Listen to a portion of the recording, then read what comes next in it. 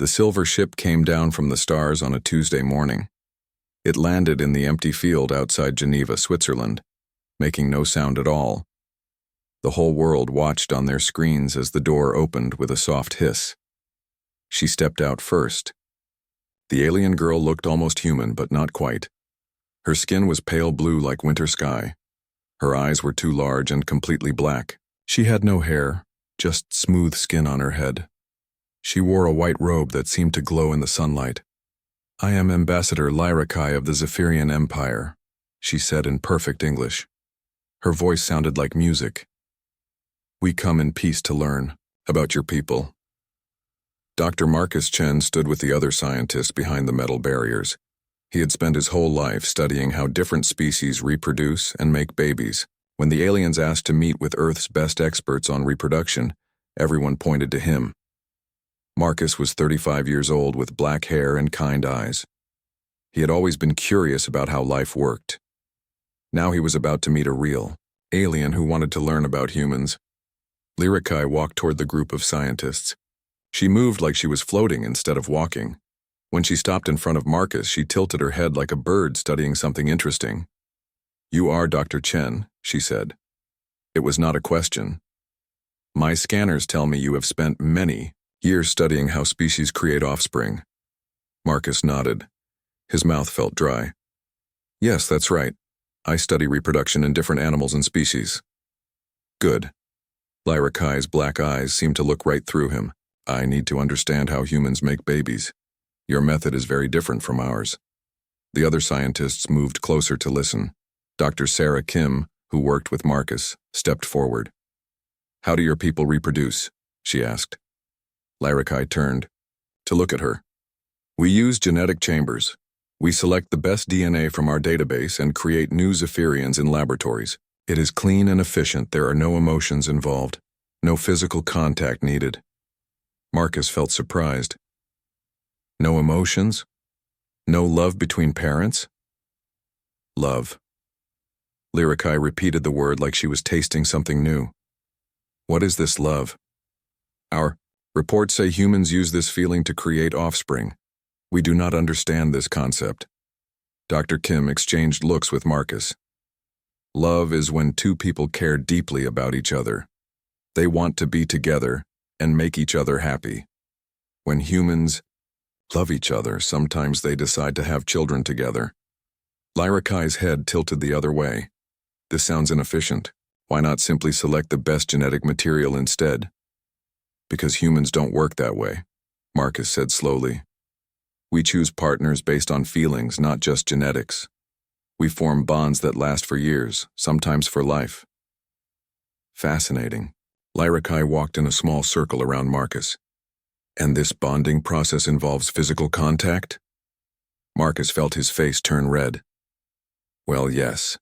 Humans touch each other to show affection. Holding hands, hugging, kissing. And yes, physical intimacy is part of how we reproduce." "I must study this process," Lyrakai said firmly. "The Zephyrian High Command has sent me to understand human reproduction completely. Our species wants to know if your method has advantages over ours." Dr. Kim looked worried. "You want to study human reproduction? How exactly?" Lyrakai looked directly at Marcus. "I request to participate in the human bonding and reproduction process. I need to experience it myself to understand it fully," though my field went very quiet. Even the soldiers guarding the area seemed to stop breathing. Marcus felt like someone had hit him in the stomach. "You want to with me?" Marcus stammered. "You are the expert," Lyrakai said simply. "You understand the process better than others. Logic suggests you would be the best choice for this experiment." Dr. Kim stepped between them. "Ambassador, human reproduction isn't just a physical process. It involves emotions, trust, and time. People don't just decide to reproduce with someone they just met. Then we must build this trust," Lyrakai said. "How long does this process usually take?" Marcus ran his hand through his hair. This was not how he had imagined first contact with aliens would go. It's different for everyone. Some people know right away, others take months or years to develop feelings. "I do not have years," Lyrakai said. My ship must return to Zephyria in 6 months with a full report. We must begin this bonding process immediately. The Swiss government officials who had been watching finally stepped forward. A tall man, in a dark suit, approached them. Ambassador, he said carefully, this is a very unusual request. We need time to discuss this with our governments. Lyrakai turned her black eyes on him. Time is limited. Each day we delay is data we cannot collect. Dr. Chen, will you help me understand how humans create life through love? Marcus looked at the alien girl standing in front of him. She was beautiful in a strange way, but completely foreign. Everything about her was different from humans. Yet she seemed genuinely curious, not threatening. I'll help you understand, Marcus said slowly. But we'll have to start with the basics. You can't just jump into reproduction without understanding human emotions first. Then teach me, Lyrakai said. Show me what love is. Marcus nodded, not knowing that this simple agreement would change both their species forever. He had no idea that far above them, Zephyrian ships were already watching and planning. He didn't know that his decision to help this curious alien girl would soon put all of humanity in terrible danger. The experiment was about to begin. 3 weeks had passed since Lyrakai arrived on Earth. The world governments had agreed to let her stay and study with Dr. Marcus Chen. They built a special research facility in Geneva where she could live and learn about humans. Marcus visited her every day. At first, their meetings were awkward and formal. Lyrakai would sit perfectly still in a chair and ask questions about human emotions like she was studying a science textbook. Explain love again, she would say. Your heart rate increases when you think about someone you care for. Is this a medical condition? Marcus would laugh, which confused her even more. No, it's normal. When humans like someone a lot, our bodies react. We get nervous or excited around them. This seems inefficient, Lyrakai would respond. How do you accomplish tasks when your body betrays you like this? But slowly, things began to change. Marcus started bringing her small gifts. A flower from his garden, a book of poetry, chocolate candy. Lyrakai studied each gift carefully with her large black eyes. Why do humans give objects to people they care about? She asked one day, holding a yellow tulip. It's a way to show we're thinking about them, Marcus explained. The gift itself doesn't matter much, it's the thought behind it. Lyrakai touched the soft petals with one finger. Something flickered across her face that Marcus had never seen before. You were thinking about me when you picked this flower? Yes, Marcus said simply. For the first time since arriving on Earth, Lyrakai smiled. It was a small smile, but it made her face look completely different, more human somehow. As the days passed, Marcus found himself looking forward to their meetings more and more. Lyrakai was incredibly smart and asked questions that made him think about things in new ways. She listened to everything he said with complete attention, like his words were the most important things in the universe. Today I want to learn about physical contact, Lyrakai announced one morning. My observations show that humans touch each other frequently. Please demonstrate. Marcus felt nervous. Well, there are different types of touching. Friends might shake hands or hug. People who love each other hold hands or kiss. Show me, Lyrakai said, standing up from her chair. Marcus hesitated, then slowly reached out his hand. Lyrakai looked at it for a moment, then placed her hand in his. Her skin was warm and soft, just like human skin. But when their hands touched, something strange happened. Lyrakai gasped and pulled her hand back quickly. Her black eyes went wide. What was that? She whispered. What do you mean? Marcus asked. I felt something I have never felt before. Lyrakai stared at her hand like it had betrayed her. My chest feels tight. My heart is beating faster. Is this what you call emotion? Marcus nodded slowly. I think so. What are you feeling right now? Lyrakai was quiet for a long time. Warm, she finally said. Safe. Like I want to touch your hand again, but also like I want to run away. This is very confusing. That sounds like you might be developing feelings, Marcus said gently. Over the next few weeks, Lyrakai changed even more. She started wearing earth clothes instead of her glowing robes. She let her pale blue skin show more, and Marcus realized she was actually quite beautiful. She laughed at his jokes, even the bad ones. She began to understand human movies and books. Most importantly, she started to experience emotions herself.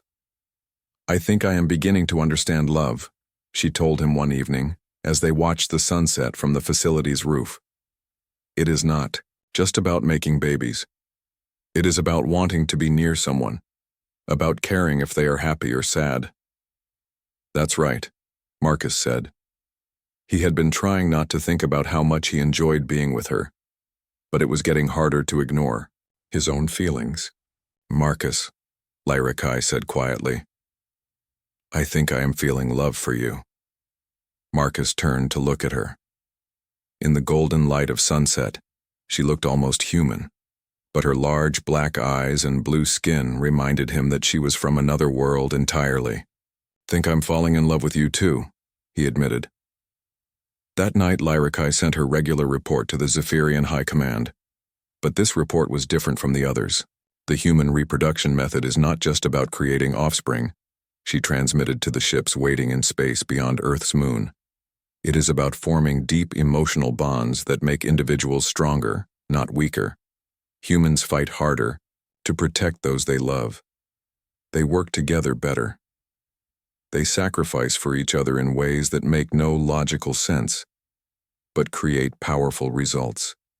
She paused, thinking about Marcus and how he made her feel. "I recommend we study this love concept further. It may be something our species needs to learn."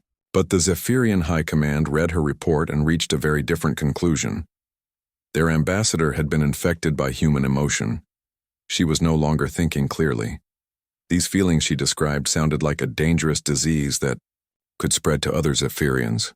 Commander Zalthar, leader of the invasion fleet, studied the reports with growing alarm. "The humans have corrupted our ambassador," he told his officers. "This emotion they call love has made her weak and illogical. If this infection spreads to our people, it could destroy our entire civilization." "What are your orders, Commander?" asked his second-in-command. "We cannot allow this emotional plague to reach Zephyria," Zalthar decided. "The humans are more dangerous than we thought. Not because they are strong, but because they can make others weak like them. We must eliminate them before this love disease spreads." "And Ambassador Lyrakai?" "She is lost to us," Zalthar said coldly. "The mission parameters have changed. We are no longer here to study. We are here to prevent contamination." The invasion fleet began to move toward Earth, while far below, Marcus and Lyrakai held hands and watched the stars, completely unaware that those same stars now carried their doom. It started with the internet going down. Marcus was having breakfast with Lyrakai in the research facility when his phone stopped working. He tried to call his sister in California, but there was no signal. The Wi-Fi showed no connection. Even the landline phones were dead. "That's strange," Marcus said, looking at his blank phone screen. "Everything was working fine yesterday." Lyrakai looked worried. She had been trying to send her daily report to her ship, but her communication device was also silent. "Something is wrong," she said. "My people should always be able to receive my messages." Dr. Kim rushed into the dining room, her face pale. "Marcus, all our equipment is down.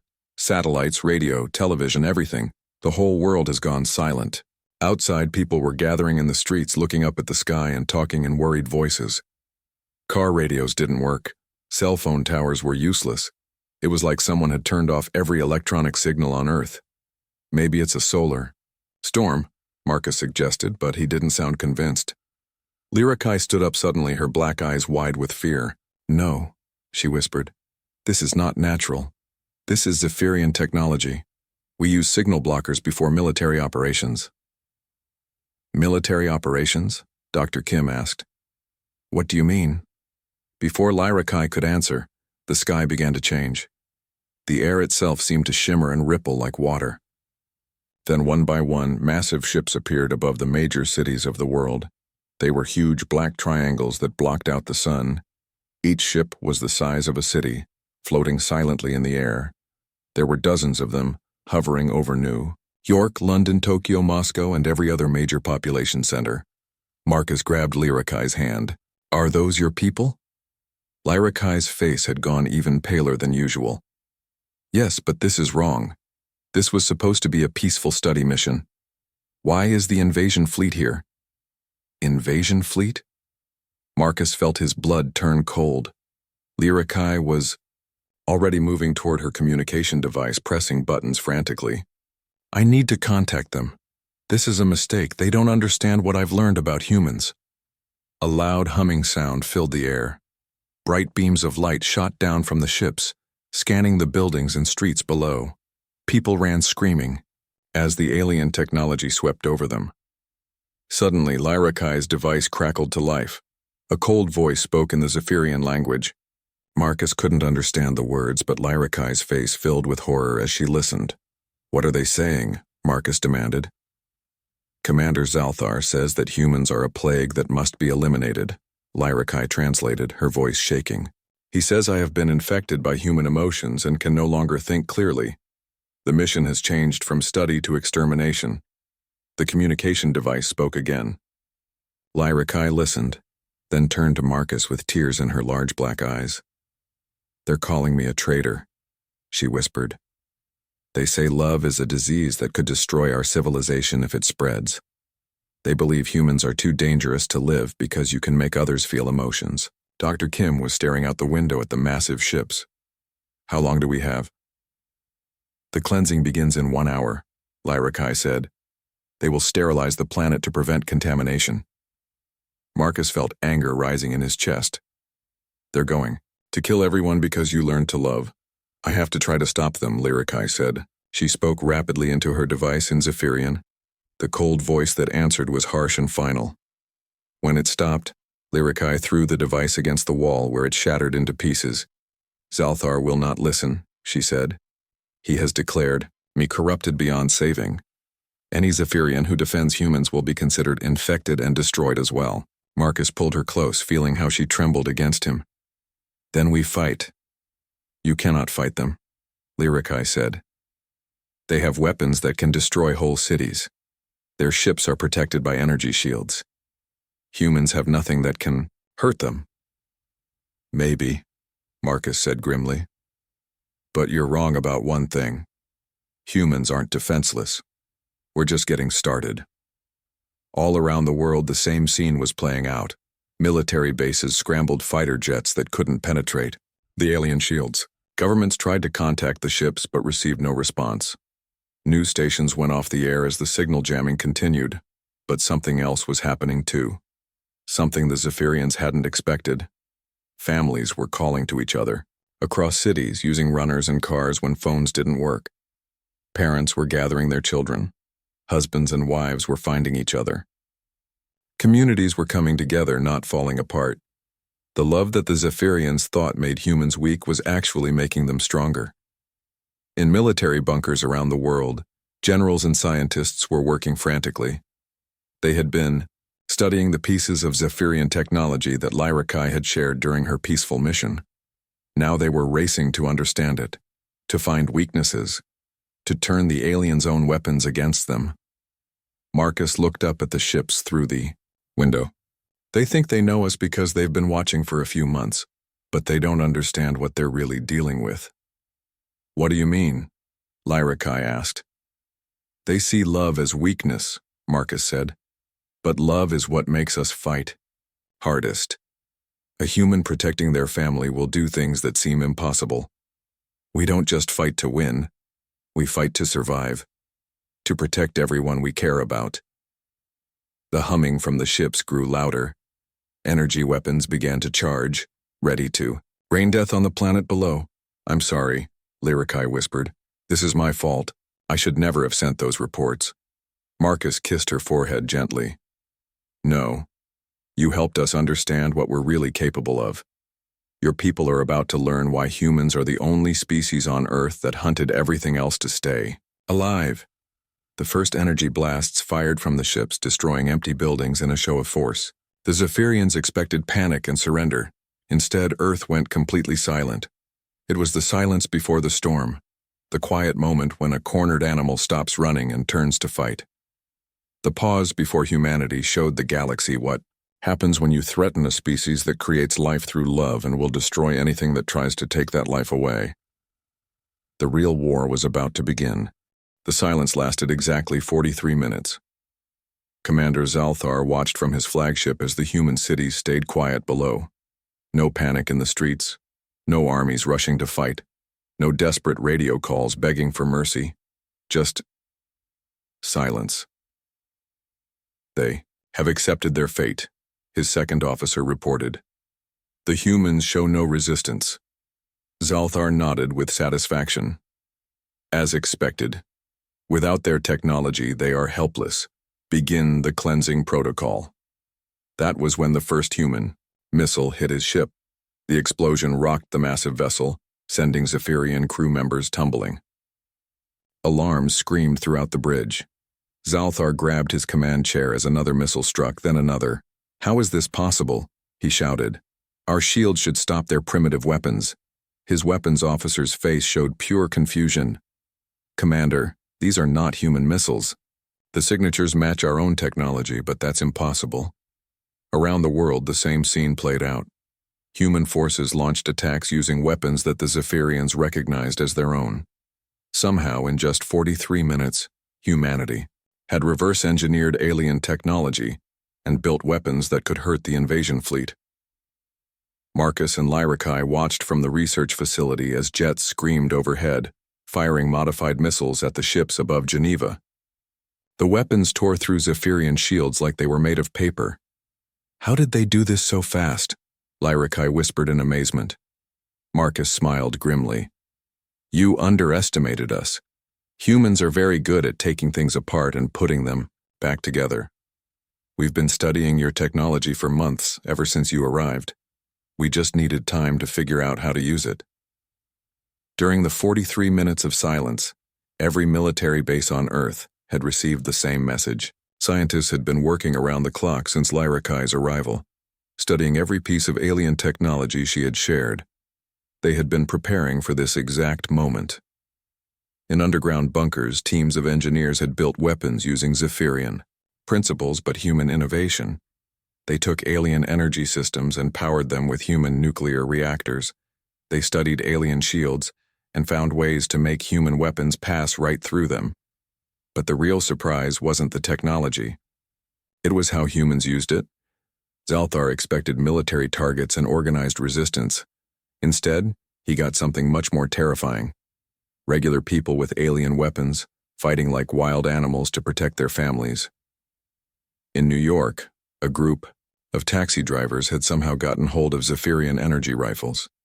They were using their cabs as mobile weapon platforms, hitting the alien ship with guerrilla attacks, and then disappearing into the city streets.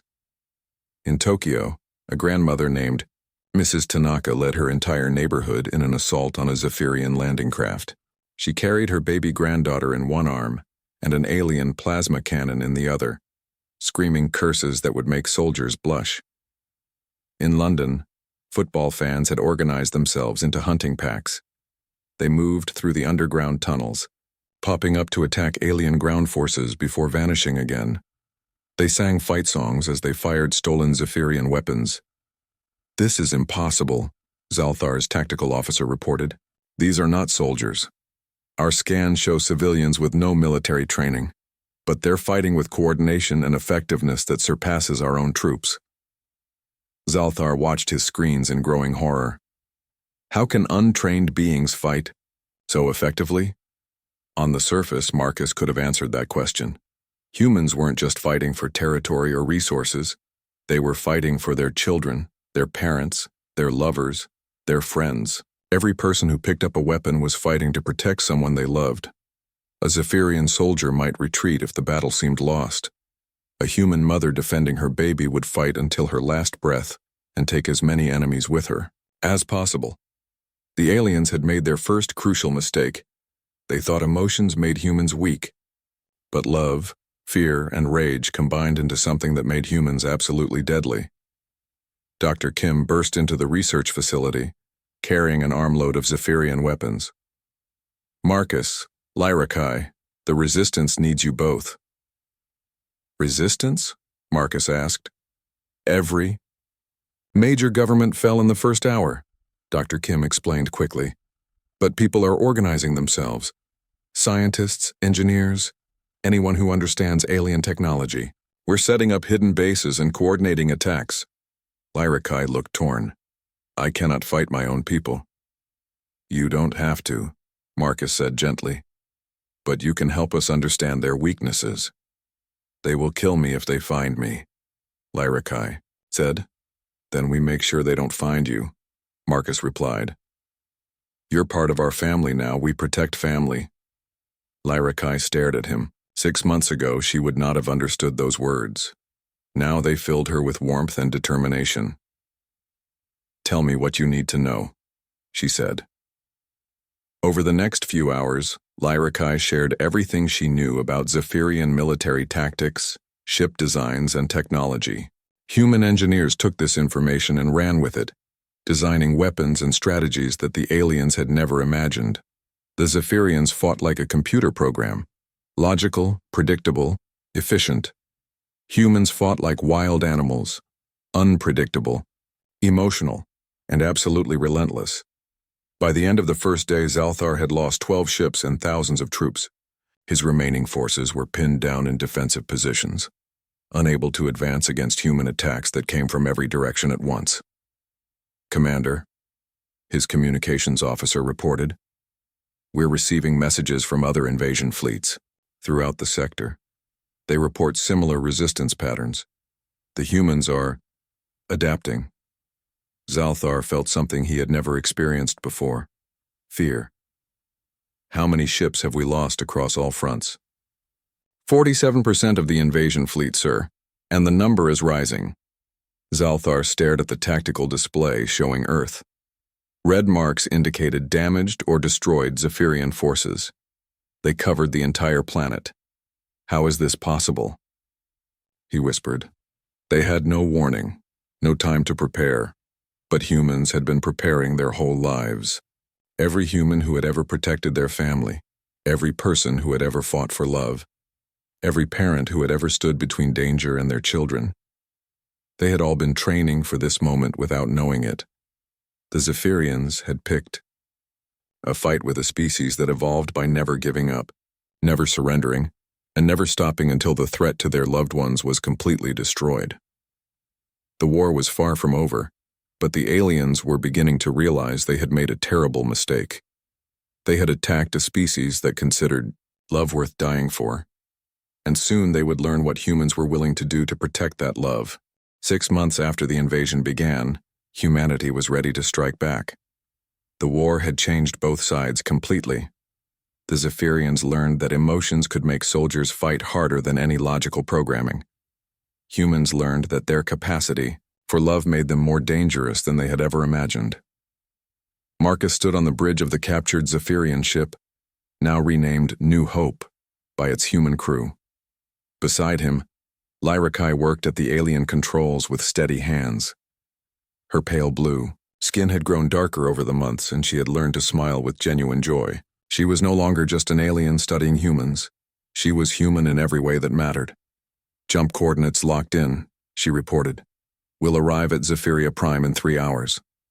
Marcus nodded and looked around the bridge. The crew was a mix of soldiers, scientists, and ordinary people who had volunteered for this mission. Dr. Kim operated the communications station. A former taxi driver from New York ran the weapons systems. A grandmother from London commanded the engineering team. They were not professional military, but they were fighting for their home, their families, and each other. That made them more motivated than any army in the galaxy. Open a channel to the fleet, Marcus ordered. The main screen showed dozens of ships, all captured or reverse-engineered Zephyrian vessels now crewed by humans. Each ship carried people who had lost someone in the invasion. Each crew was united by love for those they protected and fury at those who had threatened them. This is Admiral Chen to all ships, Marcus said. He still felt strange using the military title, but the resistance had needed leaders and he had stepped up. Today, we end this war. Today, we show the galaxy what happens when you threaten Earth. The response came from every ship at once. Voices, in dozens of languages, all saying the same thing. For Earth, for our families, for love. Marcus looked at Lyra Kai. Any last words for your people? Lyra Kai's black eyes were sad, but determined. They need to learn what I learned. Love is not weakness, it is the strongest force in the universe. The human fleet jumped to hyperspace. On Zephyria Prime, Commander Zalthar stood in the High Command Center, staring at reports of military disasters from across 3 star systems. 60% of the Zephyrian fleet was gone. Entire colonies had fallen to human attack forces. The humans were not just defending anymore. They were hunting. How is this possible? High Commander Veltar demanded. These creatures were supposed to be primitives, weak beings ruled by emotions. The emotions make them strong, Zalthar said quietly. They fight like nothing I have ever seen. They do not retreat when wounded. They do not surrender when outnumbered. They fight until they win or until they die. And the corrupted ambassador? Lyra Kai leads their forces, Zalthar reported. She has taught them everything about our technology, our tactics, our weaknesses. The humans have turned our own knowledge against us. Alarms suddenly screamed throughout the command center. A technician looked up from his console with terror in his eyes. High Commander, human ships are dropping out of hyperspace, dozens of them all around the planet. On the New Hope's bridge, Marcus watched Zephyria Prime grow larger on the screen. It was a beautiful world of silver cities and blue oceans. It looked peaceful and advanced. It was hard to believe this planet had ordered the death of everyone on Earth. Beginning orbital scan, Dr. Kim reported. I'm detecting their main military installations, government centers, and communication hubs. No civilian targets, Marcus ordered firmly. We're not like them. We don't kill innocent people. The Zephyrian High Command sent frantic messages to the human fleet. Threats, offers of negotiation, promises of rewards if the humans would just go away. Marcus ignored them all until one message came through on Lyra Kai's personal frequency. Commander, Zalthar's face appeared on the screen, his features tight with fear and anger. Corrupted one, he snarled at Lyra Kai. You have doomed your own species. These emotional creatures will destroy us all. Lyra Kai stood up straight and looked directly at her former commander. You were wrong about humans, Zalthar, and you were wrong about emotions. Love does not make us weak. It makes us fight harder than you ever could. You are no longer Zephyrian, Zalthar spat. You are right, Lyra Kai said calmly. I am something better. I am someone who understands that creating life with love is worth more than 1,000 cold genetic laboratories. Marcus stepped beside her. This is Admiral Chen of the Earth Defense Force. We're here to end this war. You cannot win, Zalthar said, but his voice shook. This is our home world. We have millions of defenders. And we have something you don't, Marcus replied. We have people who love each other enough to cross the galaxy to protect that love. The battle for Zephyria Prime lasted exactly 4 hours. The humans fought with a coordination that amazed even themselves. Every ship knew where every other ship was. Every crew trusted their allies completely. When one ship was damaged, 3 others moved to protect it. When ammunition ran low, other ships shared their supplies without being asked. The Zephyrians fought well, but they fought as individuals. Each ship tried to save itself. Each commander made decisions based on cold logic rather than trust in their allies. Love won. When the Zephyrian High Command finally surrendered, Marcus and Lyra Kai stood together in the conquered Capitol building. Around them, human soldiers worked alongside Zephyrian civilians to restore order and begin peace talks. What happens now? Lyra Kai asked. Marcus took her hand, the same gesture that had started everything months ago. Now we teach your people what you taught us, that emotions don't make you weak, that love is worth fighting for, that creating life together is better than manufacturing it alone. Lyra Kai smiled. Do you think they will learn? Marcus looked around at humans and Zephyrians working together, sharing food and stories, slowly building trust. Love is contagious, he said. It spreads from person to person, heart to heart. Your people called it a disease, but they were right about one thing. It does spread. And that's good? That's the best thing in the universe, Marcus said, pulling her close. Because a galaxy full of love is a galaxy worth living in. 6 months later, the first human Zephyrian couple had their wedding ceremony on Earth. Thousands more followed. The two species didn't just make peace, they made families together. The galaxy learned an important lesson that day. Never threaten a species that creates life through love, because that same love will drive them to protect what they've built, no matter how far they have to travel or how hard they have to fight. Love always wins in the end.